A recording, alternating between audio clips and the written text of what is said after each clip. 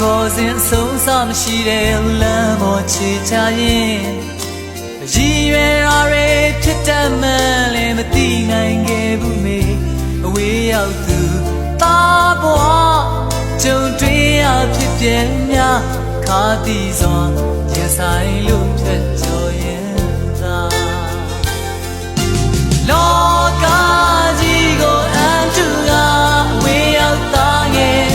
အစိုးကောင်းနဲ့အပြောင်းနဲ့တွေ့ကြုံခဲ့ခိုင်ကြများအမေရဲ့မြတ်တာနဲ့ကင်းကွာနေစေဝေဒနာငြိမ်းချမ်း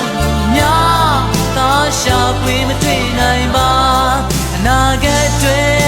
ခရီးတန်တွေကိုကြော်ဖြတ်